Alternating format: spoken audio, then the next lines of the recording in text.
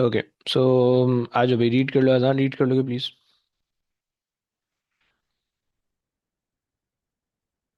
Jesus, a stone is thrown vertically upward at a speed of 5.0 meters per second. All of the energy initially in the kinetic store of the store of the stone is transferred to its gravitational potential store when the stone reaches its maximum height.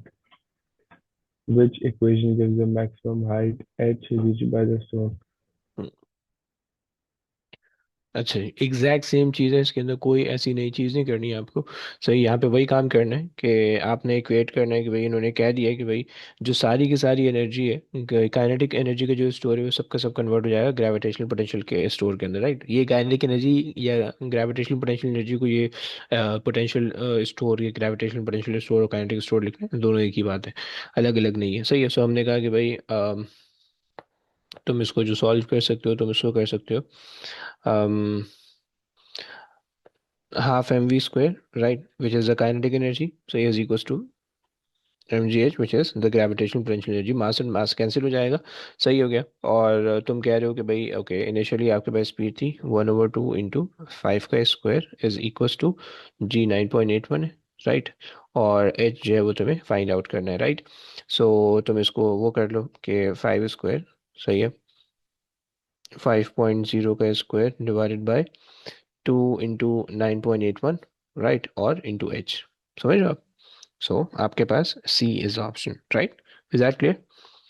आसान सा question दो। आ जी। जाओ भाई। Shaban read कर लोगे? A stone is dropped from the bridge. It is 22 meters above the river. What is the speed of the stone when it hits the water? हम्म। अब देखो इसके अंदर उल्टा है कि ग्रेविटेशनल पोटेंशियल एनर्जी, अगेन इसके अंदर भी वही सेम काम है कि M ji H is equals to half M B square. अब मास नहीं दिया हुआ, सो इसका मतलब ये क्योंकि मास कैंसिल आउट हो रहा होगा, राइट। और उन्होंने 9.81 दिया हुआ है, सही है, 9.8 इंटू एच 22 दिया हुआ है, इंटू टू, सही है, और अंडर रूट। सही है, ये कर दोगे तो सीधा सीधा आ जाएगी, राइट। Is that clear? निकाल दो भाई, कितना आ रहा है।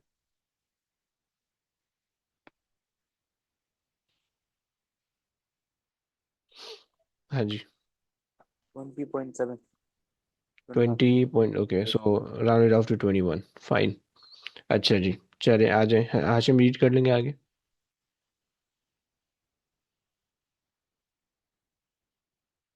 Yes Hashim. A machine is very efficient. What does this mean? हम्म। अच्छा जी, एफिशिएंसी हमने कहा था कि power output divided by power input होता था, राइट। सो ज़्यादा एफिशिएंसी का मतलब है कि उसका आउटपुट पावर बहुत ज़्यादा है, सही है। So it produces large amount of power, it uses very little energy, सही है। और it's waste is, it waste very little energy, और इट वर्क वेरी क्विकली। तुम लोग के ख्याल में क्या होना चाहिए? क्योंकि अगर हम देखे जाएं, अगर हम इसको देखें तो हमारे पास बहुत सारे ऑप्शन इसमें करेक्ट बन रहे हैं, मतलब अगर थोड़ा थोड़ा जनरली अगर हम देखो।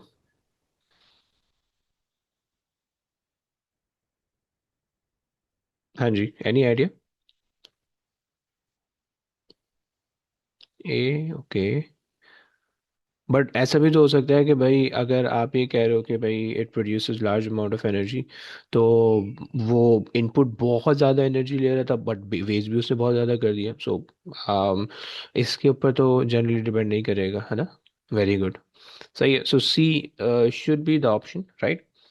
क्योंकि अगर तो वो वेस्ट कम करे, भले वो कम एनर्जी जनरेट करे, भले वो ज़्यादा एनर्जी इनपुट ले, वॉट एवर, लेकिन अगर उसका वेस्टेज कम है, राइट, इसका मतलब है कि out of what ever you input it, right, उसका मैक्सिमम आपको मिल रहा है, राइट। क्लियर हो गया। सो यहाँ पे हमें ये चीज़ ज़रूरी नहीं है कि it produce large amount of energy, ये ज़रूरी नहीं है, ये large amount of power, right. क्योंकि लार्ज अमाउंट ऑफ पावर है फाइन, लेकिन वो तो आप इनपुट के रिस्पेक्ट से देखोगे ना कि इनपुट के रिस्पेक्ट से कितना लार्ज है, राइट। अब large amount of power, large number तो है बट इनपुट के रिस्पेक्ट से बहुत स्मॉल है, तो फायदा नहीं होगा। तो इनपुट के रिस्पेक्ट से देखने के लिए हमें वेस्ट को देखना पड़ेगा, राइट। क्लियर हुआ? शबान क्लियर हुआ? अच्छा जी, आ जाओ। Yes. रीड कर लो भाई, अजान रीड कर लो। The diagram shows an object of mass m being projected with speed v from a point P to a point Q on top of a cliff height h. The object does work W against a resistance as it travels from point P to Q. ये अच्छा जी, what is the kinetic energy of the object when it reaches point Q? Fine. हाँ जी, क्या कर सकते हैं?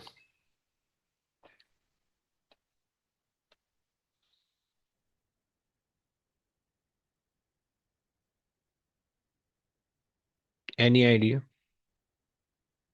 अच्छा देखो, अगर तुम law of conservation of energy apply करो, तो अगर तुमने यहाँ से अप्लाई यहाँ से लॉन्च किया, राइट, है डायरेक्ट बता रहे हो।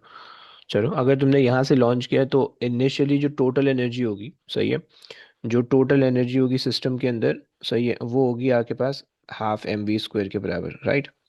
This is the total energy, क्योंकि इनिशियली जब तुमने लॉन्च किया तो कोई रेजिस्टिव फोर्स नहीं, क्योंकि resistive force required distance, distance measure वो ही नहीं हुआ, कवर नहीं हुआ, राइट। और इनिशियली जब तुमने इसको लॉन्च किया तो उससे कोई हाइट भी नहीं है, राइट। सो इनिशियली जो टोटल एनर्जी है वो सिर्फ काइनेटिक की फॉर्म में, राइट। अब जब वो यहाँ पे पहुंचेगा इस पॉइंट पे, सो इस पॉइंट पे जो टोटल एनर्जी होगी, सही है, इस पॉइंट पे जो टोटल एनर्जी होगी that will be M ji H, right, plus जो वर्क डन आपके पास हुआ होगा अगेंस्ट द ग्रेविटी, राइट, वो आपके पास प्लस काइनेटिक एनर्जी होगी, सही है, प्लस हाफ, क्योंकि इसने कहा कि भाई what is the kinetic energy when it reaches object, when it reaches Q, right. So half M we square होगा, सही।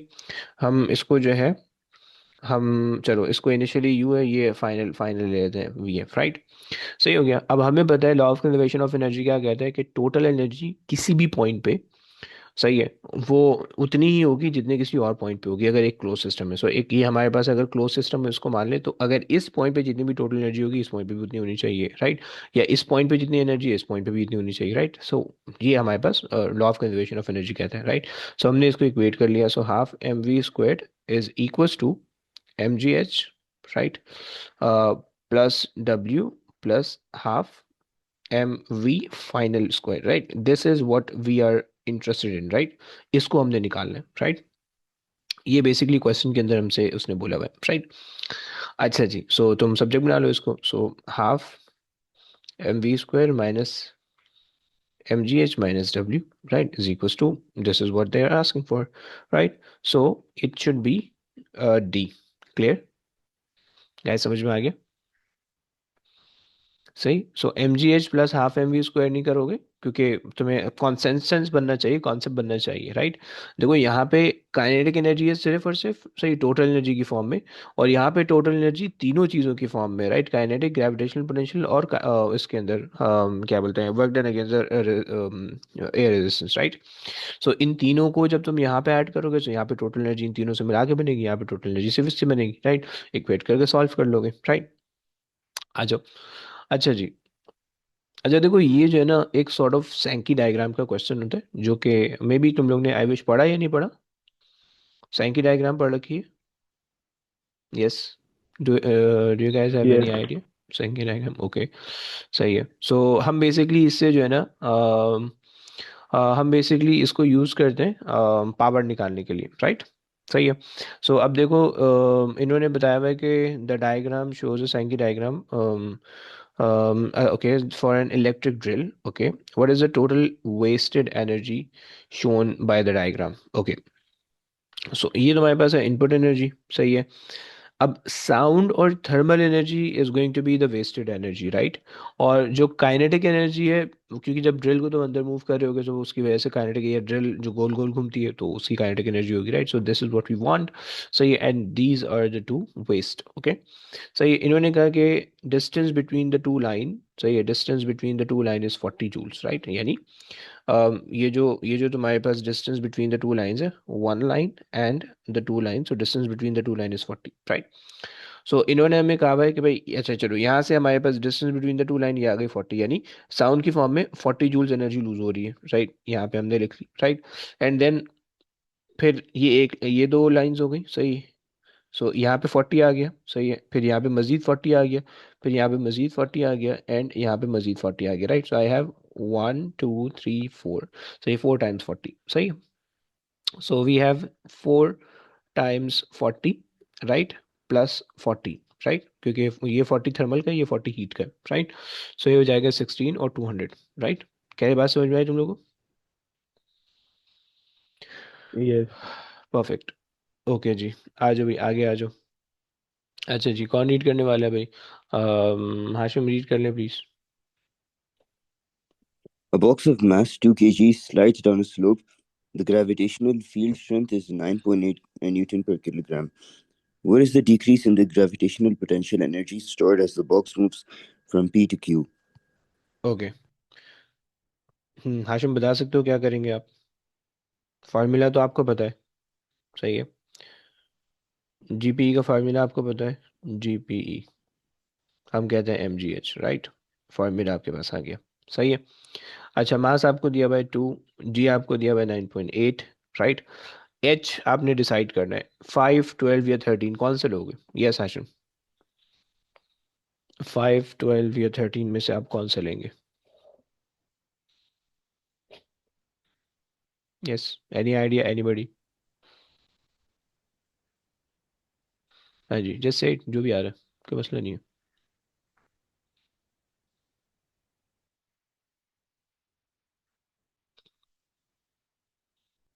12 क्यों भाई? उसने कहा what is the decrease in the gravitational potential energy, right. देखो, ग्रेविटेशनल पोटेंशियल के लिए we always use vertical distance, right. इसके अलावा किसी भी किस्म का डिस्टेंस यूज नहीं होता, right. You always have to use the vertical, the perpendicular distance, ये वाला, राइट। ये हमने कल भी मेंशन किया था, you have to use this distance, right. So it should only be 5, right. इसके अलावा तुम नहीं यूज कर सकते, ओके। सही हो गया, सो कर लो भाई, 98 आ जाएगा, सही। चलो आगे आ जाओ। अच्छा जी, हाँ जी, शाबान मियाँ रीड कर लें। Electrician uses a lifting machine as shown. Bro The mobile lifting कहीं रखा machine हुआ है takes क्या? four. आपके पास मतलब अब सही हो गया। बोलो बोलो। An electrician uses a lifting machine as shown. The lifting machine takes 4.5 seconds to lift the electrician a vertical height of 3.2 meters. The mass of the electrician is 72 kg. The energy for the lifting machine is supplied by a 2 kilowatts electric motor. What is the efficiency of the lifting machine? हम्म क्या formula लगाओगे भाई efficiency के लिए? Total energy output over input time 100. सही है। So output over input, सही है, input into 100, सही है। लेकिन देखो, सारी चीज़ें आपको ये तो एनर्जी की फॉर्म में लेनी है, सारी चीज़ें पावर की फॉर्म में लेनी है, बी वेरी केयरफुल, राइट। एक कुछ एनर्जी कुछ पावर में नहीं ले सकते, ओके। सही हो गया। सो अच्छा जी, तो सबसे पहले तो चूंकि ये लिफ्ट हो रहा है, सो हम ग्रेविटेशनल पोटेंशियल एनर्जी निकाल लेते हैं, सही है। सो हमारे पास जो बंदे का मास है, कितना मास है? 72 kg का बंदा है, सही है, इंटू हाइट जो है वो 3.2 है, राइट, इंटू 9.8, राइट। ये तो आ गई ग्रेविटेशनल पोटेंशियल एनर्जी, राइट। इसको हम कन्वर्ट कर देते हैं पावर के अंदर, सो जी पी ई, सही है। सो जी पी ई को हम कन्वर्ट की क्या वैल्यू आ रही है बताना, इसको जरा कन्वर्ट भी कर लेंगे फिर पावर के It's अंदर, 2000 टू 2257.92. 225 एंड 2257.92.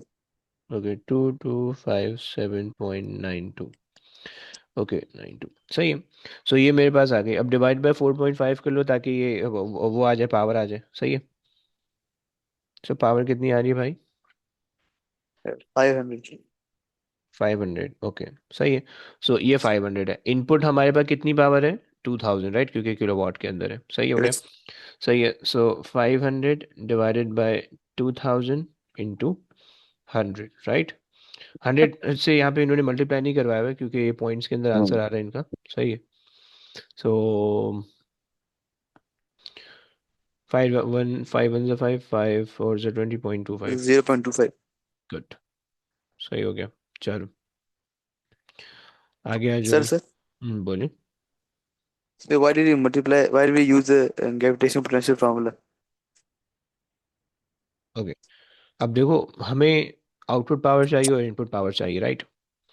अब हमारे Okay. पास जो लिफ्टिंग मशीन है, अब ये लिफ्टिंग मशीन जो इनपुट पावर बंदे पे अप्लाई कर रही है, that is 2 kilowatt, right? So this is the input power given by the electric motors to the man, right? लेकिन अब आउटपुट क्या हो रहा है? आउटपुट ये हो रहा है कि the electrician wants to be lifted up, okay? सही हो गया। तो लिफ्टेड अप में जो पावर रिक्वायर्ड होगी, या वो आपके पास आउटपुट पावर होनी चाहिए, राइट? सही है, क्योंकि आउटपुट पावर से आपका काम होता है, राइट? मतलब जो भी काम हो रहा होता है, Yes, that sir. Is due to the output power, right? So अब अगर इलेक्ट्रिशियन इस हाइट पे पहुंचे, so this is due to the output power, right? और आउटपुट पावर फिर जो कि ऊपर पहुंच रहा है, सो ऊपर जाने के लिए आपको वो करना पड़ेगा, क्या बोलते हैं अपना, ग्रेविटेशनल पोटेंशियल एनर्जी लेनी पड़ेगी। तो हमने वो एनर्जी कंसिडर कर ली और डिवाइड बाय टाइम कर दिया ताकि पावर बन जाए, राइट? क्योंकि इनपुट भी पावर की फॉर्म है, आउटपुट भी Yes, पावर की yes. फॉर्म है, राइट? क्लियर हो गया? Yes, sir. Right. परफेक्ट। अच्छा जी, आज भाई अजान रीड कर लो please. The diagram shows the path of a long jumper. Point R, where she lands, is on the same horizontal level as point P, from where she takes off. The long jumper experiences air resistance as she runs and jumps, which graph shows how the store of kinetic energy and the store of gravitational potential energy of the long jumper vary with the time between points P and R. Okay.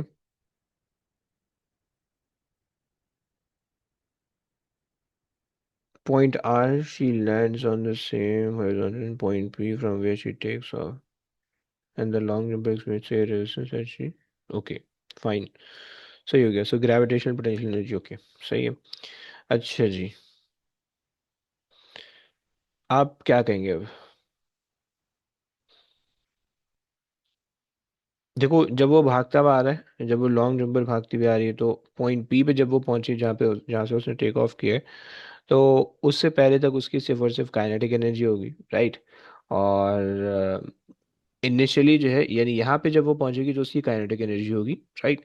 So kinetic energy सब जगह पे उन्होंने एक starting value सब जगह पे उन्होंने same दी हुई है, राइट? और उसी पॉइंट पे ग्रेविटेशनल जीरो होगी, ग्रेविटेशनल पोटेंशियल एनर्जी इस पॉइंट पे जीरो होगी, राइट? सो इसी पॉइंट पे हमें जो ग्रेविटेशनल पोटेंशियल एनर्जी जो बोल्ड लाइन है वो जीरो दिख रही है, फाइन। यहाँ तक तो हमें आसानी से चीज़ लग रही है, सही। जैसे ही उसने टेक ऑफ किया, यूं टेक ऑफ किया, सही। अब सेकंड पॉइंट पकड़ते हैं, क्यू, राइट? जब वो क्यू पे पहुंची होगी, राइट? सो क्या उसकी काइनेटिक एनर्जी जीरो हो गई होगी या नहीं? या क्या उसकी स्पीड जीरो होगी क्यू पे या नहीं? यस। हाँ जी, तुम लोग क्या कह रहे हो? क्या उसकी क्यू पे स्पीड जीरो होगी या नहीं? क्यू मैक्सिमम हाइट वाला पॉइंट उन्होंने शो किया हुआ है। हाँ जी, एनी आइडिया? क्योंकि अगर हो गई थी। होगी क्यू पे जी सर, उसकी स्पीड हो गई होगी जी, जीरो हो गई ड्यू होगी, टू और क्या रीजन? Air resistance.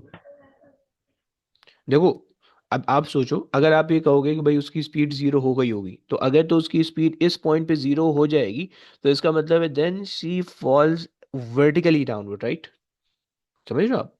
अगर क्यू पे उसकी स्पीड बिल्कुल जीरो हो जाएगी, then she falls vertically downward, जैसे ही वो मतलब इस पॉइंट पे पहुंचेगी, right? But since she is not vertically falling downward, वो आगे ही जा रही है, राइट? तो दिस मीन्स कि at the highest point she will also have some of the velocity, right? समझ रहे हो आप? यस, इज दैट जी। क्लियर? Okay, fine. सो हमने कहा कि क्यू पे वेलोसिटी जीरो नहीं होगी, बल्कि there would be some velocity, right? So इसके हिसाब से जो हमारे पास ये जो वेलोसिटी जीरो रीच कर रही है, ऐसा तो पॉसिबल नहीं है, राइट? क्योंकि मोशन में कहीं इसके अलावा कहीं भी वेलोसिटी जीरो नहीं हो सकती, right? Q is the only point कि जहाँ पे वेलोसिटी जीरो हो सकती है, इसके अलावा हो सकती है, बट हो नहीं रही है, क्योंकि अगर होती तो वो डायरेक्ट नीचे गिर जाती, राइट? सो बी और डी में से कोई एक पॉसिबल आंसर हो सकता है। नाउ लेट्स सी कि भाई क्या होगा, राइट? सो यहाँ तक समझ में आ गया? ए और सी गलत हो गई, ये बात समझ में आ गई? हाँ जी, हाँ ना, बोलो प्लीज। यस। परफेक्ट। अच्छा जी, अब हमें फाइनल पॉइंट पे देखना है, राइट? जब फाइनल पॉइंट पे वो लैंड करेगी, तो ऑब्वियस सी बात है उसकी कोई ना कोई स्पीड होगी, तो फाइनल स्पीड भी उन्होंने कुछ ना कुछ हमें शो की हुई है, right? And that is basically smaller than the initial speed. ये भी हमें बात समझ में आती है, क्योंकि कुछ ना कुछ ग्रेविटेशनल पोटेंशियल एनर्जी होगी, सॉरी, कुछ ना कुछ work done against the air resistance होगा जो कि लॉस हो रहा होगा, राइट? सो अगर लेट्स से कि भाई हमारे पास यहाँ पे अगर हमारे पास यहाँ पे एक बॉक्स का डिफरेंस आ रहा है, राइट, यहाँ पे अगर हमारे पास एक बॉक्स का डिफरेंस आ रहा है, और अगर हम इन्हीं दो ग्राफ की बात कर रहे हैं, राइट, सो हमारे पास जो है ना जो टोटल एनर्जी है वो 1 2 3 4 5 6, राइट, यहाँ पे ये है सही, और एक डब्बे का डिफरेंस आ रहा है, सही है। अब यहाँ पे देखते हैं कि भाई कितना डिफरेंस आना चाहिए, यानी बी और डी में से हमें सेलेक्ट करना है कि कौन सा ऑप्शन हमारा सही होना चाहिए, राइट। स्टार्टिंग एंडिंग वेलोसिटी दोनों में सेम है, सिर्फ इस हाइट का डिफरेंस है, सिर्फ इस हाइट का डिफरेंस है, राइट। सो लेट्स सी कि अब इसने 1 2 3 4 5 6, सही है। यहाँ पे इसकी जो वर्टिकल काइनेटिक एनर्जी की जो डेप्थ है वो 6 है, राइट। अगर हम इसकी देखें 1 2 3 4 5 एंड 5 से थोड़ा सा ऊपर, राइट, और यहाँ पे देखें 1 2 3 4 5 6, राइट, और यहाँ पे 1 2 3 4 5 6, राइट। सो ये जो पॉइंट है, ये जो पॉइंट है, सही है, ये जो मैं लेंथ गिन रहा हूँ इससे मुझे पता चल रहा है कि भाई 6 बॉक्सेस की एनर्जी काइनेटिक ने लूज की है, राइट, इस पॉइंट पे। तो इसी पॉइंट पे ग्रेविटेशनल पोटेंशियल ने 6 बॉक्सेस की एनर्जी गेन कर ली है, राइट, इसका ये मतलब है, राइट, क्लियर हो गया। और यहाँ पे 6 बॉक्सेस की एनर्जी जब काइनेटिक ने लूज की है, तो उस वक्त ग्रेविटेशनल पोटेंशियल एनर्जी ने 6 बॉक्सेस की नहीं बल्कि 5 पॉइंट सम बॉक्सेस की एनर्जी गेन की, राइट। अब तुम लोग के ख्याल में कौन सा आंसर सही होना चाहिए, बी और डी? यस, इस चीज को सामने रखते हुए बताना। हाँ जी, एनी आइडिया? जी बच्चों, एनी आइडिया? बी और डी में से कौन सा सही होना चाहिए? डी, ओके, डी आप लोग कह रहे हो। देखो क्वेश्चन में उसने कहा हुआ है कि एयर रेजिस्टेंस भी वो एक्सपीरियंस कर रही है, दिस मीन्स कि पॉइंट क्यू पे जब उसकी जो भी काइनेटिक एनर्जी होगी एग्जैक्टली उतनी ग्रेविटेशनल पोटेंशियल एनर्जी नहीं होनी चाहिए, क्योंकि there should be some losses, right. समझ रहे हो आप? सो यहाँ पे जितनी काइनेटिक एनर्जी है, यहाँ पे जितनी काइनेटिक एनर्जी है उतनी ही ग्रेविटेशनल पोटेंशियल नहीं होनी चाहिए, राइट, क्योंकि दिस शोज दैट कि एयर रेजिस्टेंस नहीं है। डी, ऑप्शन डी जो है वो ये शो कर रहा है कि you don't have any air resistance in your motion, right. लेकिन ऑप्शन बी ये शो कर रहा है कि yes you have the air resistance in your motion, okay, clear, सही है। सो डी शो कर रहा है no air resistance in your motion, okay. So option D जो है वो ये शो कर रहा है कि आपके पास कोई एयर रेजिस्टेंस नहीं है, लेकिन बी आपके पास शो कर रहा है कि एयर रेजिस्टेंस है, and this is what we want, right. चलो आ जाओ, 3 4 क्वेश्चन बाकी हैं, फिर उसके बाद जो है वो स्प्रिंग्स वाले शुरू करना है। चलो, सो रीड कर लो भाई, समझ में आ गया भाई, समझ में आ गया? सर बोले। एक और एक्सप्लेन कर दें, ए और बी क्यों नहीं है, ए और सी क्यों नहीं है? देखो ए और सी इसलिए नहीं है क्योंकि मैंने आपसे ये कहा, मैंने आपसे ये पूछा था कि क्यू पे जब वो पहुंचा होगा तो क्या उसकी स्पीड जीरो होगी या नहीं, राइट, मैंने आपसे ये पूछा था। तो आप लोगों ने कहा कि उसकी स्पीड जीरो हो जाएगी, मैंने कहा कि अगर स्पीड जीरो होगी देन, और जो रनर है वो डायरेक्ट नीचे गिर जाएगी, राइट, बट वो क्यू से आगे जा रही है, राइट। तो इसका मतलब है कि एट पॉइंट क्यू उसकी कुछ ना कुछ स्पीड होनी चाहिए, राइट, तभी तो वो आगे जा रही है, राइट। हाँ, ऊपर नहीं जा रही, हम ये कह सकते हैं कि उसकी वर्टिकली अपवर्ड वाली स्पीड जीरो हो गई होगी, लेकिन हॉरिजॉन्टली वाली स्पीड होगी कुछ ना कुछ की जो उसको आगे पुश कर रही है, राइट। सो लेकिन यहाँ पे ए के अंदर हमारी काइनेटिक एनर्जी जीरो हो रही है, राइट, यानी स्पीड जीरो हो रही है, राइट, और स्पीड जीरो तो नहीं हो सकती है क्योंकि क्यू एक ऐसा पॉइंट था कि जहाँ पे पॉसिबिलिटी थी स्पीड के जीरो होने की, इसके अलावा कहीं पे नहीं है, राइट। सो ये इस वजह से हमने सर ए और सी को वो कर दिया। अच्छा जी, आ ओके। जाओ भी, परफेक्ट। कौन है भाई नेक्स्ट, किसकी थी? अच्छा जी, ये स्प्रिंग वाला आ गया, सही है, वहाँ रहेगा, सही है, इसको ज़रा कट करते हैं, सही है, इसको यहाँ पे डालते हैं। एक सेकेंड, स्प्रिंग में भी जो है ना एक इसका पावर होगा, सुन, हाँ। आज भाई ये रीड कर लो, कौन है भाई, किसकी बारी थी?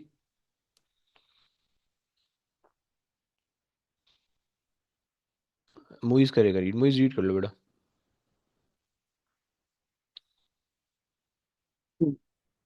A microwave oven is rated at 900 watts. Which statement correctly describes the meaning of this value?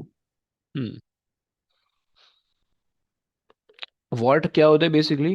Power, power का फार्मूला हम कहते हैं कि power is equals to joules, power is equals to energy energy over time, right, या work done over time, और work done भी joules के अंदर होता है, एनर्जी भी जूल्स के अंदर होती है, और टाइम सेकंड के अंदर होता है, right. So 900 joules transfer every second, 900 ampere transfer every second, no volts, no ohms, नहीं। So A is the only possible answer, right. Clear?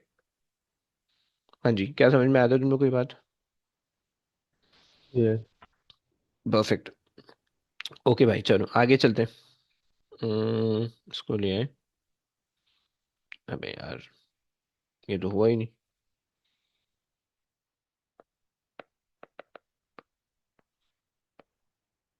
है मैं इसको मूव ही नहीं कर सकता हूँ। ओके, एक सेकेंड। ओके, आओ।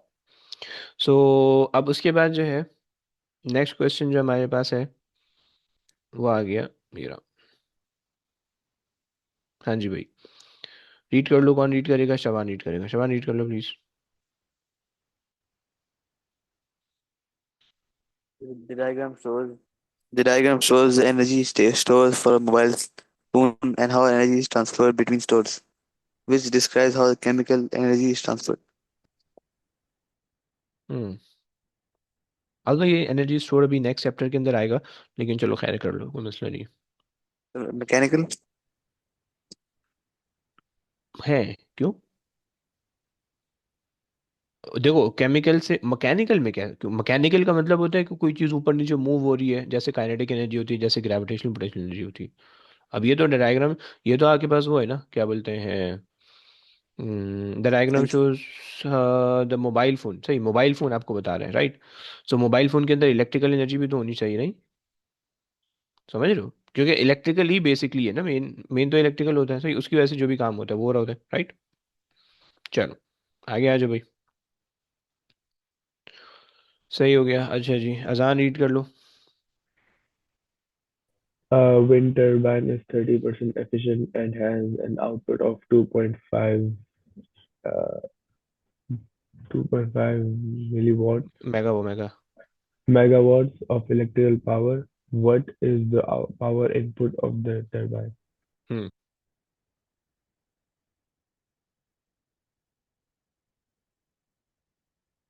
क्या करेंगे भाई? अच्छा जी, सो आपको इन्होंने वैसे दिया हुआ है कि एफिशिएंसी आपको दी हुई है, सो 30, सही है। और आउटपुट आपको दिया हुआ है 2.5 मेगा के लिए भाई, एक्सपोनेंट 6 हम लगाते हैं, ओके, या मल्टीप्लाई बाय 1 मिलियन, सही है। और इनपुट इज नॉट गिवन, सही है। और is equals B, to 0.3। B answer. Okay, so आपने ये किया होगा basically, exponent 6 divided by 0.3, right, ऐसे ही किया ना? जी. Okay, so B is answer. Okay fine, आगे आ जाइए।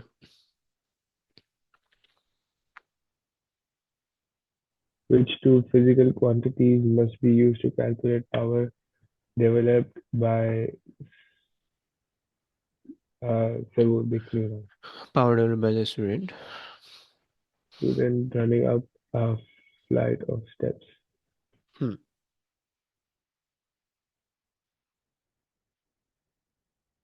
ओके, सो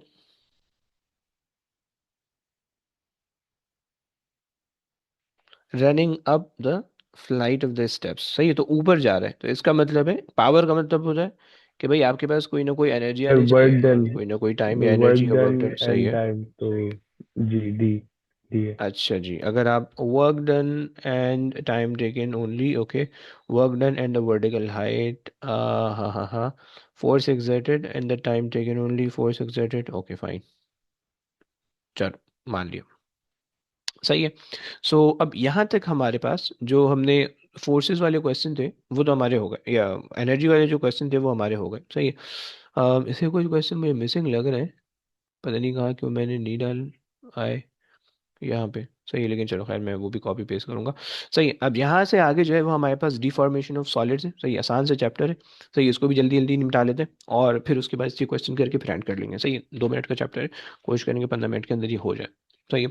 अच्छा, अब देखो सीन क्या है कि डिफॉर्मेशन ऑफ सॉलिड्स को तुम हुक्स लॉ भी कह सकते हो, सही है।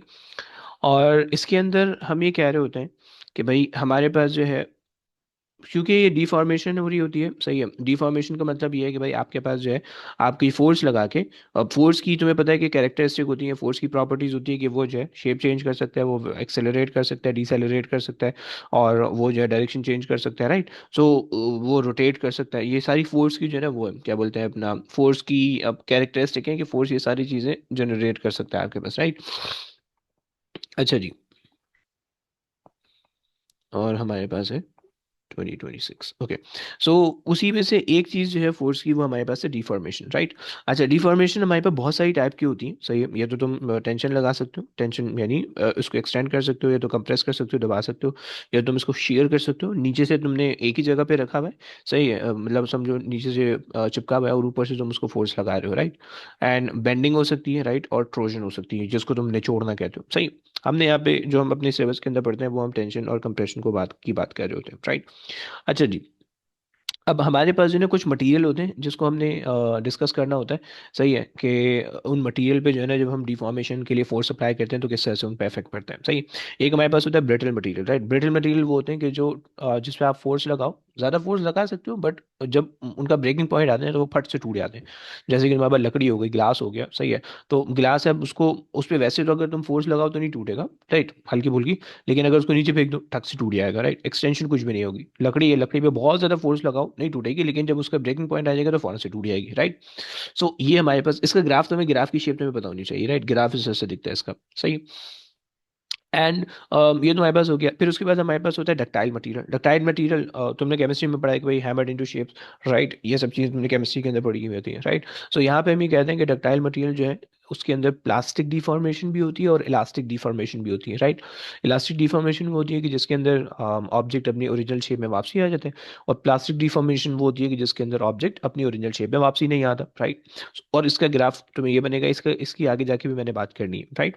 सो ये ग्राफ अभी आगे जाके फर्दर डिस्कस होगा, सही है। अच्छा, अब उसके बाद पॉलीमेरिक सब्सटेंस होते हैं जैसे कि रबर वगैरह होते हैं, सही है। उसके ग्राफ इतने ज़्यादा नहीं आते, इतने ज़्यादा डिस्कस नहीं होते। तो तुम अगर इसके ग्राफ को इग्नोर करना चाहो तुम इसको इग्नोर कर भी सकते हो, राइट। खैर, अच्छा, अब देखो हुक्स लॉ वेरी इंपॉर्टेंट है, सही है। तुमसे डेफिनेशन में अक्सर पूछ पूछ सकते हैं हुक्स लॉ के, भाई हुक्स लॉ क्या है। सो हुक्स लॉ के अंदर हम कहते हैं कि भाई force is directly proportional to the extension. लेकिन इतना नहीं होता, आगे भी लिखना होता है, राइट। ये force is directly proportional to extension नहीं होता सिर्फ, बल्कि ये तब होगा कि जब आपके पास लिमिट ऑफ प्रोपोर्शनैलिटी रीच ना हो, राइट। लिमिट ऑफ प्रोपोर्शनैलिटी से पहले पहले तुमने जो है ना तुम्हारा ये काम सही हो जाएगा, राइट। और हमारे पास जो है, हमारे पास जो हुक्स लॉ होता है वो F इज इक्वल टू के ई हम कहते हैं, सही। एफ हमारे पास या तो कंप्रेसिव फोर्स हो सकती है, tensile force, right. Compressive force जो कंप्रेस करेगी, टेंसाइल फोर्स जो एक्सटेंड करेगी, राइट। अच्छा जी, और के जो है, देखो याद रखना, के जो है वो तुम्हारे पास स्प्रिंग कांस्टेंट है और उसका यूनिट है न्यूटन पर मीटर, ओके। और देखो ये जो ना बड़ा इसके अंदर पूछा हुआ होता है तुमसे, क्या बोलते हैं, एमसीक्यू के अंदर तुमसे पूछा होता है कि भाई इसका यूनिट बता दो, राइट। सो इसका यूनिट तुम्हें आना चाहिए भाई, इसके यूनिट में गलती मत करना, सही है। इट इज, इसका जो यूनिट है वो तुम्हारे पास न्यूटन्स पर मीटर है, right, not a newtons metre. Newton metre moment का यूनिट होता है, ओके, सही है। न्यूटन मीटर जो है वो तुम्हारे पास मोमेंट का यूनिट है, ओके, सही हो गया, जो मोमेंट तुम्हें दिया हुआ है, सही है। इसका यूनिट जो है वो न्यूटन मीटर, एमसीक्यू के अंदर से तुमसे इसका यूनिट वगैरह पूछ लेते हैं, राइट। और ई तुम्हारे पास जो है वो एक्सटेंशन है, राइट। एक्सटेंशन का मतलब है कि extended length minus original length, right. Extension ये होती है, राइट, कि और extended length minus original length वो भी मैं दिखा दूंगी किस तरह से तुम्हें दिखेगी, राइट। अच्छा, बाय द वे ये जो के है ना जिसको हम स्प्रिंग कांस्टेंट कह रहे हैं, ये आपके पास जो होती है ये आपके पास हम हमें जो है ना स्टिफनेस या सॉफ्टनेस हमें शो करती है, राइट। कि अगर कोई स्प्रिंग जो है ना इतना सॉफ्ट है कि आपने उस पर हल्की से फोर्स लगाई वो इतना लंबा खींच गया, राइट। सो इसका मतलब है कि उसका स्प्रिंग कांस्टेंट बहुत ज़्यादा स्मॉल है, और अगर किसी पे आपने फोर्स लगाई वो नहीं खींच रहा, बहुत मुश्किल से खींच रहा है, जैसे गाड़ियों के स्प्रिंग होते हैं, तो उसकी स्टिफनेस या उसकी हार्डनेस बहुत ज़्यादा है, राइट, या उसका स्प्रिंग कांस्टेंट बहुत ज़्यादा है, राइट। सो हम ये कह सकते हैं। अच्छा जी, फिर उसके बाद जो है ये यहाँ पे जो है ना इस डायग्राम के अंदर तुम देख सकते हो कि भाई अगर हमारे पास एक स्प्रिंग है, सही है, तो उस स्प्रिंग की कोई ना कोई ओरिजिनल शेप है, सही है, ओरिजिनल लेंथ है, राइट। ये ओरिजिनल लेंथ उसकी दी हुई है, राइट। और मैंने कोई लोड नहीं लगाया हुआ अभी, सही। जैसे ही मैंने लोड लगाया तो फौरन से एक्सटेंशन हो गई, राइट। अब इतनी एक्सटेंशन हुई है, सो this is the extended length, okay. और जब एक्सटेंडेड लेंथ हो गई, ये जो लेंथ है ना, ये जो लेंथ है ओरिजिनल लेंथ या extended length minus original length, so this is the extension that we have, right. ये आपके पास हो गई। अच्छा, और देखो याद रखना कि स्प्रिंग्स के अंदर जो है ना एक फोर्स होती है कि जो हमेशा स्प्रिंग को जिस डायरेक्शन में तुम खींच रहोगे ना उसके ऑपोजिट डायरेक्शन में लगेगी, राइट। सो टेंशन या compression will always be in the direction as to restore the shape of the object, right, ये याद रखना, ओके। हमेशा टेंशन या एक्सटेंशन, सही है, टेंशन या कंप्रेशन तुम्हारी जो स्प्रिंग के अंदर लग रही होगी वो स्प्रिंग को रीस्टोर करेगी, करने की कोशिश करेगी, राइट। स्प्रिंग नहीं चाहता कि वो एक्सटेंड हो जाए, राइट। स्प्रिंग अपने शेप में रहना चाहता है। तो जैसे ही तुम उसको एक्सटेंड करोगे, आउटवर्ड खींचोगे, तो फोर्स स्प्रिंग के अंदर जनरेट हो जाएगी जो कि इसको इनवर्ड लाने की कोशिश करेगी, राइट। जैसे ही तुम छोड़ोगे वो आपसे इनवर्ड आ जाएगा, राइट। और अगर तुम उसको इनवर्ड पुल करो, इनवर्ड पुश करोगे, बिल्कुल एक दूसरे के अंदर घुसाओगे, तो फिर फोर्स आउटवर्ड लगेगी ताकि वो अपनी शेप मेंटेन कर ले, राइट। एंड खैर ये मैंने बताया हुआ direction of restoring the direction of restoring force हम इसको कहते हैं, ये वाली फोर्स, राइट, कि it will always away from the point of observation. But खैर ये अभी फिलहाल रिक्वायर्ड नहीं है बहुत ज्यादा, सही, तुम्हें बस सेंस होना चाहिए थोड़ा बहुत, सही। अच्छा, चलो आगे चलते हैं।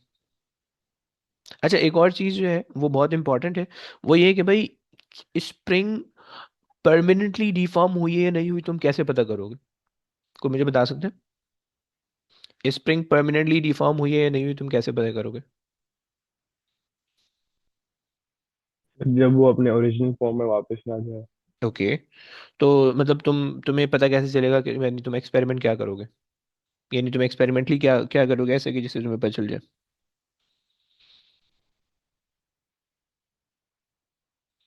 सही है, चलो। एक सेकेंड, मैं जो हूँ ये कह देता हूँ कि भाई okay, how to ensure that the spring is in the elastic region, right. Elastic region का मतलब है कि it can regain its shape, right. सही। सो पेपर में जो हम देखो, बात सुनने में या समझने में तो बहुत सेंसेबल है, सीधी सी समझ में आ रही है कि ये आपने क्या पूछ लिया, सही। लेकिन तुम अगर इसको बताओगे तो तुम ऐसे बता सकते हो कि भाई आप जो हो, जो आपने लोड लगाया हुआ है ना, अगर आप वो लोड हटा दो, सही, जो आपने लोड लगाया हुआ है, अगर आप वो लोड हटा दो तो वो अपनी ओरिजिनल शेप में वापसी आना चाहिए। तो अगर आ गया इसका मतलब है सही है, और अगर नहीं आ पाया इसका मतलब है कि नहीं है, राइट। सो हम क्या कहते हैं, वी से कि भाई आप जो है लोड को इंक्रीज करो and then remove the load and check और compare it with the original length, okay, सही है। सो हम ये कहते हैं कि भाई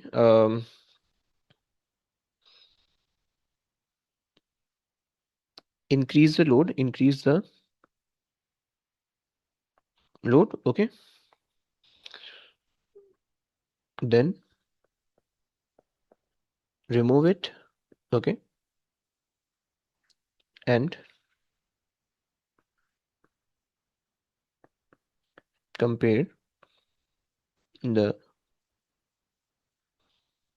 लेंथ ऑफ अनलोडेड स्प्रिंग, ये क्या हो गया, unloaded spring, length of the unloaded spring with original length, original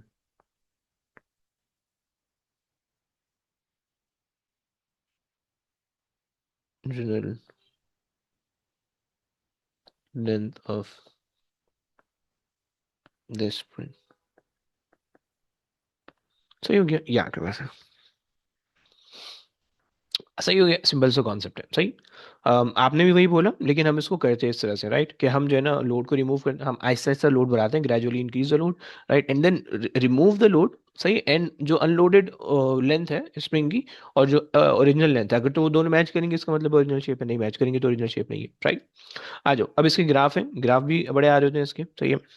सबसे पहली चीज़ तो तुम्हें ये पता होनी चाहिए कि भाई तुम्हारे पास जो है, अच्छा जी, क्या मैंने ये बनाया हुआ है कहीं पे? सही है, एक्सटेंडेड लेंथ और ओरिजिनल लेंथ, ओके, इसको अलग करते हैं पहले। अच्छा, ये याद रखना प्लीज कि तुम्हारे पास जो है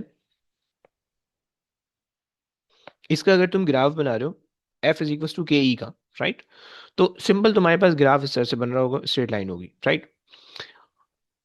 अगर आपके पास जो के अगर तो ये के की वैल्यू ज्यादा है, यानी अगर तुम्हारे पास स्प्रिंग स्टिफ है बहुत ज्यादा, राइट, तो ग्रेडियंट तुम्हारे पास ज्यादा होगा, राइट। तुम्हें अक्सर पेपर 4 के अंदर, थ्योरी के अंदर तुम्हें अक्सर बोलते हैं कि भाई तुम्हें जो है ना एक स्टिफ स्प्रिंग है, तुम्हें उसका ग्राफ बनाना है, राइट। तो तुम्हें उसका ग्रेडियंट बढ़ा के दिखाना होता है, या कोई ऐसा कि जिसका स्प्रिंग कांस्टेंट ज्यादा है तो तुम्हें उसका ग्रेडियंट बढ़ा के दिखाना होता है, ग्रेडियंट कम करके दिखाना होता है, इफ दे आर सेइंग कि भाई स्प्रिंग जो है वो सॉफ्ट है, राइट। तो ये है। And please keep in mind कि ग्रेडियंट से तुम्हें स्प्रिंग कांस्टेंट पता चलेगा और एरिया से तुम्हें इलास्टिक पोटेंशियल एनर्जी पता चलेगी, राइट। ये जो इनके ग्राफ है, इनके ग्राफ से ग्रेडियंट से ये पता चलेगा और एरिया से, या जो ग्रेडियंट है और एरिया से जो इलास्टिक पोटेंशियल एनर्जी पता चलेगी, राइट। अच्छा, अब हमारे पास जो है देखो ये कभी कभार ये वाला फार्मूला जो है ना बहुत ज्यादा तो यूजफुल नहीं है, लेकिन कभी कभार तुम्हें बस ये पता होना चाहिए कि एक्सटेंशन जो है एक्चुअली में क्या होता है, extended length minus original length. तो अगर तुम इसको इसके अंदर भी सब्स्टिट्यूट करके सॉल्व करोगे तो भी तुम्हारा काम हो जाएगा, but this formula is generally not that much required, वो बहुत ज्यादा नहीं पूछेगा, सिर्फ सिर्फ सेंस होना चाहिए तुम्हें, सही। चलो आगे आ जाओ। अच्छा, अगर तो तुम इसका एरिया निकाल रहे हो, सो एरिया निकालने के लिए तुम क्या करोगे, जो तुम्हारे पास नॉर्मल मल्टीप्लिकेशन करोगे, सही है, फोर्स इंटू एक्सटेंशन, राइट। सो 1/2 एफ ई तुमने कर दिया, राइट, क्योंकि ट्राइंगल बन रहा है, ट्राइंगल का जो एरिया होगा वो Y axis divide by X axis, right, multiply by X axis, right. तो भाई आ गया, सही। अच्छा, ये तो इसका एक फार्मूला हो गया, सही है। तुम एफ के अंदर जो है, एफ के अंदर एफ की वैल्यू अगर रखोगे सो के ई बन जाएगा, तुम्हारे पास ये बन जाएगा। और अगर जो है वो ई के अंदर इसकी वैल्यू रखोगे तो तुम्हारे पास ये फार्मूला बन जाएगा। बट जनरली जो फार्मूला तुम्हें रिक्वायर्ड है वो ये वाला फार्मूला रिक्वायर्ड है। ये फार्मूला अगर समझ में आता है, फाइन, ओके। अच्छा जी, सो ये ग्राफ जो है के ई का ग्राफ है, यानी ई स्क्वायर का ग्राफ है with extension with energy, right. लेकिन जो मेन ग्राफ है जो तुम्हें रिक्वायर्ड है वो ये वाला ग्राफ है, तुम्हें ये ग्राफ पता होना चाहिए, ओके। अच्छा, अगर तो वो तुम्हें ग्राफ का एक्सेस स्विच करके दे रहे हैं, एक्सटेंशन यहाँ पे दे रहे हैं और फोर्स यहाँ पे दे रहे हैं, तो याद रखना कि ग्रेडियंट जो है वो 1/स्प्रिंग कांस्टेंट में बताएगा, सही हो गया। ये चीज प्लीज अपने जहन में रखना, सही है। और एक बहुत मुश्किल सा ग्राफ अगर वो देंगे ना, बहुत ज्यादा मुश्किल सा, तो वो आपको फिर ये देंगे कि मास अगेंस्ट द एक्सटेंशन, राइट। और उसमें फिर ये होगा कि आपको पता है कि भाई फोर्स इक्वल्स टू के ही है, राइट। और फोर्स की जगह तुम लोड लगा रहे हो, right. So load M G को तो एम जी से तुम रिलेट कर सकते हो, और के ही, राइट। सो अब जो हमारे पास ग्राफ बना है वो एम ओवर एम अगेंस्ट ई का हम ग्राफ बना रहे हैं, राइट। सो ग्रेडियंट तुम्हारे पास किसके बराबर होगा, के ओवर जी का। लेकिन ये बहुत रेयर केस है, मतलब मुझे नहीं याद पड़ता कभी आया है, शायद एक दफा आया हो कभी, सही। बट ये बहुत डिफिकल्ट सा सिनेरियो, सही है, ऐसे नहीं आएगा, सही। सो ये आपके पास है। अच्छा जी, आ जाओ। हाँ, ये वाली चीज बहुत दफा आती है, इस तरह की चीज बहुत दफा आती है कि अगर तुम्हारे पास ये फार्मूला गिवन है एफ इज इक्वल टू के, और फिर extended length minus original length, जो कि ऊपर फार्मूला मैंने लिखा हुआ था, सही है। तो ग्राफ तुम्हारा इस तरह का दिख रहा होगा, राइट, इस तरह का ग्राफ दिख रहा होगा। ग्रेडियंट अगेन स्प्रिंग कांस्टेंट बताएगा, और एरिया अगेन तुम्हें जो है ना इलास्टिक पोटेंशियल एनर्जी ही बताएगा। लेकिन यहाँ पे तुम ओरिजिनल लेंथ भी तुम्हें पता चल रही है और एक्सटेंडेड लेंथ भी तुम्हें पता चल रही है, राइट। ये दो चीजें तुम्हें इस ग्राफ से फर्दर पता लग सकती है, राइट। सो ये चीज ये पूरी चीज जो है ना इस पूरे चैप्टर के अंदर है। अच्छा, अब यहाँ पे जो है ना एक छोटा सा इसका जो ग्राफ था वो मुझे जरा यहाँ पे हाईलाइट करना है, पॉइंट आउट करना है, मैं नीचे मेरे पास नहीं मेंशन, सही। और वो ये कि भाई ये जो ग्राफ है, इस ग्राफ के अंदर तुम्हारे पास लिमिट ऑफ प्रोपोर्शनैलिटी और इलास्टिक लिमिट, ये दो पॉइंट ऐसे हैं जो कि मैंने मेंशन नहीं किए हुए, सही। सो जरा उसको भी मैं मेंशन कर देता हूँ, सही है। एक सेकंड, मेरे पास ये ग्राफ पहले से कहीं से बना हुआ है, मैं उसको उठा के ले आता हूँ बजाय इसके नया बनाए। हम्म, हम्म, yes, बस ये आखिरी चीज़ है जो कि मुझे बतानी है, फिर उसके बाद ये चैप्टर एंड हो जाएगा। अच्छा जी, ये आ गया, सही है। सो और बस ये चीज़ होनी चाहिए,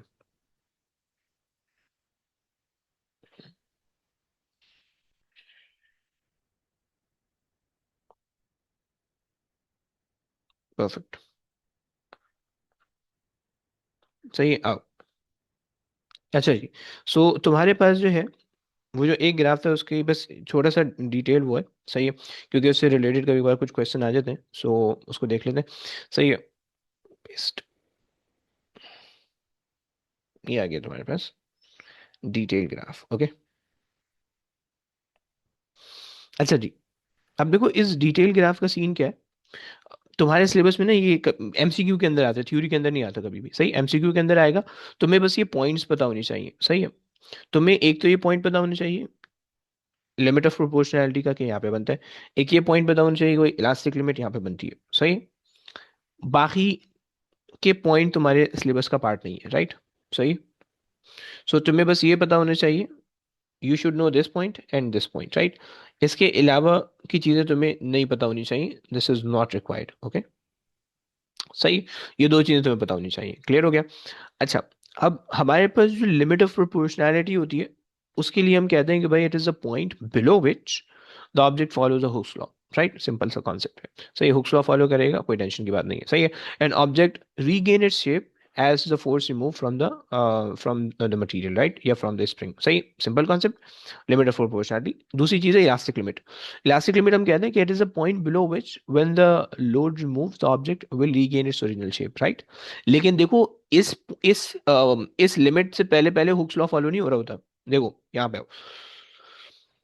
देखो ये तुम्हारे पास है limit of proportionality, right. Limit of proportionality में हुक्स लॉ फॉलो हो रहा था, क्योंकि हुक्स लॉ बेसिकली प्रोपोर्शनैलिटी को शो कर रहा है, राइट। लेकिन तुम यहां से यहाँ पे आ रहे हो ना, सो ये वाली जो चीज़ है ये लिमिट ऑफ प्रोपोर्शनैलिटी को शो नहीं कर रही है, राइट।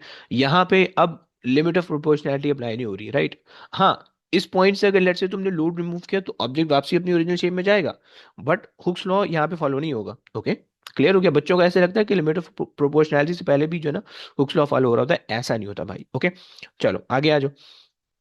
हमने ये बात कर ली। अच्छा, अब लिमिट ऑफ, अच्छा अब जो है ये इस तरह से तुम्हें देखेगा, सही है कि अगर तुमने जो है ना ग्राफ को लोड किया, राइट, लोड यहाँ तक लोड किया, सही है। बी जो है लिमिट ऑफ प्रोपोर्शनैलिटी से पहले वाला पॉइंट है, राइट। जैसे ही तुमने लोड रिमूव किया तो वो वापसी अपनी जो है ना ओरिजिनल शेप में आ जाएगा, राइट, और कोई एक्सटेंशन तुम्हारे पास स्टोर नहीं होगी, राइट। यहाँ तक हमारे पास बात हो गई, सही है। और इसको हम कहते हैं elastic region, right. Plastic region is not a part of your syllabus, तो उसको हम इग्नोर करा देते हैं, सही है। अच्छा जी, चलो, अब ये हमारे पास हो गया पूरा चैप्टर। इसके बस एमसीक्यू करते हैं, थोड़े से एमसीक्यू, और फिर उसके बाद एंड करेंगे, सही। आज जल्दी जल्दी रीड कर लो, और फिर उसके बाद जो है बस एंड करेंगे। हाँ जी, अजान रीड कर लो please. 0.15 kg mass is suspended from a vertical spring. The mass is pulled downwards until the spring has extended by 12 centimeters from its unstretched length. The spring constant of the spring is 30 Newton meter. What is the magnitude of the initial acceleration of the spring when it is released? थोड़ा सा अजीब सा है, लेकिन okay fine. क्या कहते हो, अगर हम फॉर्मूला लगाएं एफ इज इक्वल टू के ई, सही है। सो के हमें पता है, सही है, और के हमारे पास है 30, सही है, 30, सही। इन्होंने कहा कि pull down the spring has extended by 12 centimetre from its unstretch length, सही। तो इसका मतलब है कि ये एक्सटेंशन हो गई है, सही। सो मल्टीप्लाई बाय 0.12, सही। ये आपके पास हो गया 12 को हमने कन्वर्ट कर लिया, सही है। अच्छा, अब ये जो फोर्स होगी ये बराबर होगी एम ए के, राइट, सही है। क्योंकि रिजल्टेंट फोर्स है यहाँ पे लग रही होगी, राइट। सो हमने इसको इक्वेट कर दिया एम ए के, राइट। मास से अगर हम डिवाइड कर दें, so A is equal to 30 into 0.12 divided by 0.15, right. जरा निकाल दो कितना आता है भाई, 24. कितना, 24 आ रहा है, Yes, 24. Perfect, okay. चलिए, ये कौन सा फॉर्मूला यूज किया? देखो फार्मूला वही है, एफ इज इक्वल टू के ई वाला फार्मूला है, सही है। देखो कुछ हमने तो यहाँ पे कहा अच्छा। कि यहाँ पे जो फोर्स है वो रिजल्टेंट फोर्स की फॉर्म में लग रही है, राइट। और रिजल्टेंट फोर्स हमने एम ए लगा दी, राइट। यानी बस फोर्स को मैंने एक्सटेंड कर दिया है, एक्सपेंड करके एम ए लिख दिया उसकी जगह पे, क्लियर हुआ, यस और नो। चलो आ जाओ भाई, आगे आ जाओ। कौन है भाई, हाशिम रीड कर लोगे प्लीज।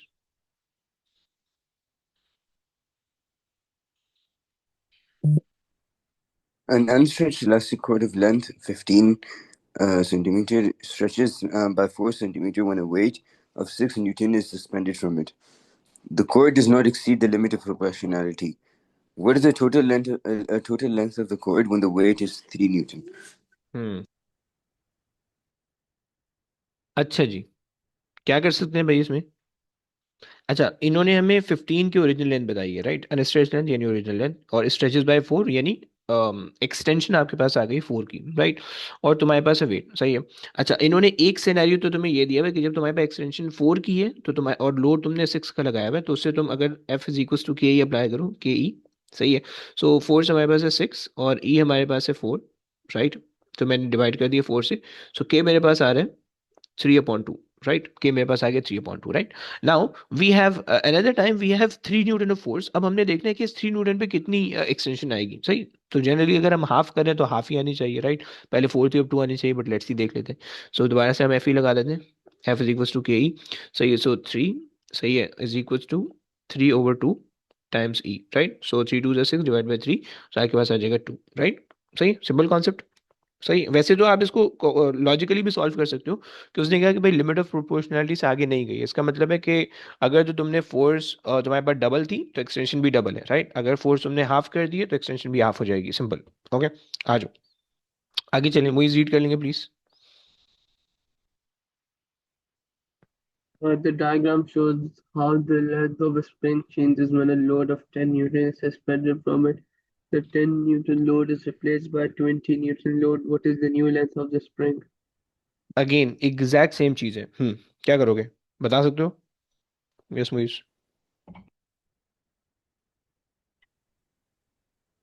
जो भी ऊपर किया था वो अबे क्या मतलब like वो एक्सप्लेनेशन तो दो। F equals KE तो सर फिर बस इसके अंदर 3 ऐड करेंगे ना।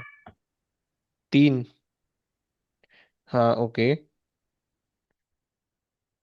देखो हम हमारे पास ये 5 था पहले और अब 8 हो रहा है, राइट। 5 से जा रहा है 8 पे, राइट। तो इसका मतलब है कि जब 10 का लोड आपके पास है तो उसके कॉरेस्पॉन्डिंग जो एक्सटेंशन आ रही है वो आपके पास आ रही है 3 की, राइट।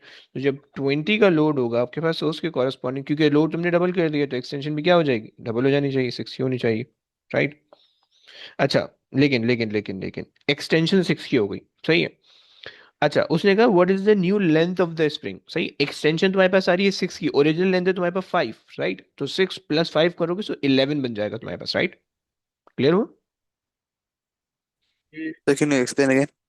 ओके, देखो हमारे पास हमने ये कहा कि इनिशियली उसकी, ये मैं लॉजिकली कर रहा हूँ, ओके। सो इनिशियली जो है वो उसकी लेंथ थी 5, सही है। जब उन्होंने लोड लगाया तो 5 में 3 और ऐड किया, यानी 3 की एक्सटेंशन आई, और ओवरऑल जो एक्सटेंडेड लेंथ आ गई वो हमारे पास आ गई 8 की, राइट। बट जब हम एफ इज इक्वल टू के ई वाला फॉर्मूला इस्तेमाल करते हैं तो उसके अंदर जो एक्सटेंशन लगते हैं that is the difference between the to, like the original length and the extended length, right. तो वो 3 की आ रही है, Okay, so सही। सो 4 जब 10 की थी तो एक्सटेंशन 3 की थी, राइट। 4 जब डबल किया तो एक्सटेंशन भी डबल हो जाएगी, विच इज 6। लेकिन उसने कहा कि new length of the spring, उसने एक्सटेंशन नहीं मांगी, उसने न्यू लेंथ कहा है, राइट। सो जो ओरिजिनल अनएक्सटेंडेड लेंथ है वो 5 थी और एक्सटेंशन जो है वो 6 है, राइट। तो तुम ऐड कर लोगे तो एक्सटेंडेड लेंथ आ जाएगी, क्लियर। yes. परफेक्ट, आ जाओ भाई आगे रीड कर लो भाई। शबान रीड कर लो। A spring has a length of 9 centimeter when loaded with 200 gram mass. The extension mass graph for spring is shown. The 200 mass is replaced with a 100-gram mass. What is the new length of the spring? Hmm, again वही चीज है, लेकिन थोड़ा सा change इन्होंने किया हुआ है। व्हेन द लोड, अच्छा जी सही है।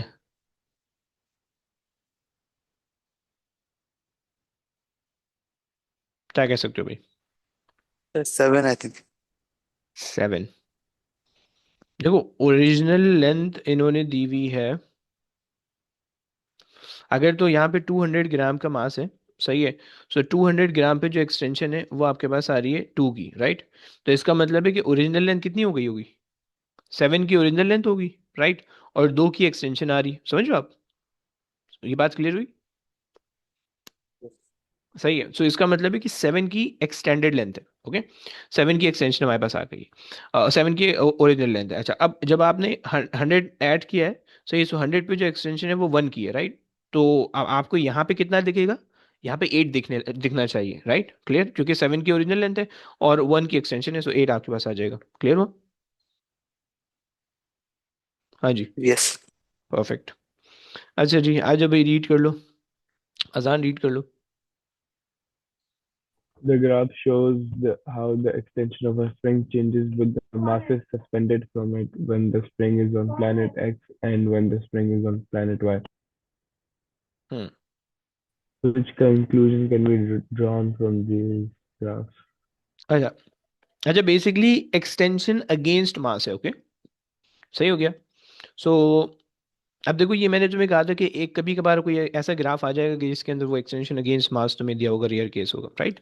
सो चलो, अब इसको भी जरा समझते हैं। अब इसमें थोड़ा सा आसान ही होगा इसको वो करना, लेकिन कर लेते हैं।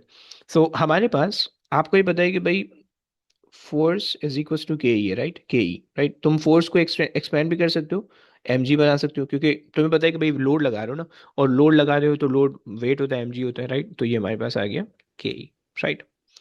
सही है। अच्छा, अब हमारे पास जो एक, अगर मैं इसका ग्रेडियंट की बात करूं, तो इसका ग्रेडियंट होगा E upon M, right. So E upon M is going to be the gradient, so G over के बराबर हो जाएगा, राइट। क्योंकि ग्रेडियंट इज बेसिकली जो वाई पे जो भी क्वांटिटी आ रही है डिवाइड बाय एक्स पे जो भी क्वांटिटी आ रही है उनका चेंज कर लोगे, राइट। ये तुम्हारे पास ग्रेडियंट, राइट। सो जी ओवर एम के बराबर है, सही। सो अब जिसका ग्रेडियंट तुम्हारे पास ज्यादा है, इसका मतलब है कि उसकी ग्रेविटी भी ज्यादा है, और जिसका ग्रेडियंट तुम्हारे पास कम है उसकी ग्रेविटी भी कम है, राइट। सही हो गया, ये बात समझ में आई। सो प्लेनेट एक्स का ग्रेडियंट ज्यादा है, सही। और चूंकि ग्रेडियंट का ही रिलेशन है, सही है, ग्रेविटी से, तो ग्रेविटी भी इसकी ज्यादा हो जाएगी, right. It is not possible to compare. The gravitational field strength on the planet X is equal to, नहीं, the gravitational field strength on the planet X is one third, one third भी नहीं होगी। अच्छा, वो ये one third या to third का जो ये रेशो ला रहे हैं, ये आपके पास जो है 50 और 30 वैल्यू से लेके आ रहे हैं, सही है। And the gravitational field strength X is three times the gravitational field strength of five. अब मेरे हिसाब से तो ये होना चाहिए डी, सही है। क्योंकि ग्रेविटेशनल एक्स की एक्स पे ज़्यादा होनी चाहिए, वाई पे कम होनी चाहिए, सही है। सो लेकिन ना मैं एक दफ़ा इसका आंसर भी कंफर्म कर लेता हूँ। मुझे डी लग रहा है, तुम लोग को वैसे कुछ लग रहा है? 10 कर दिया, सही। सही, समझ में आ गया। हाँ जी, समझ में आ गया। Yes. सही हो गया। चलो, बस आखिरी के एक दो क्वेश्चन है, सही है। अच्छा, तुम्हें पता है कि which point, limit of proportionality तुम्हारे पास ये वाला पॉइंट था, रिमेंबर। लिमिट ऑफ प्रोपोर्शनैलिटी तुम्हारे पास ये वाला पॉइंट था, और ये जो तुम्हारे पास था इलास्टिक लिमिट था, राइट। एंड सी पे तुम्हारे पास आगे वाले पॉइंट है, उसकी हमें जरूरत नहीं है, ओके। सो तुम्हारे पास ए इज अ पॉसिबल आंसर, जो कि हमारे पास आ गया, सही है। चलो आ जाओ, लास्ट के दो क्वेश्चन है, सही है। ये दो या तीन क्वेश्चन ले लो बस। चलो आ जाओ। हाँ जी, रीड कर लो भाई, कौन रीड कर रहा है? हाशिम, रीड कर लो।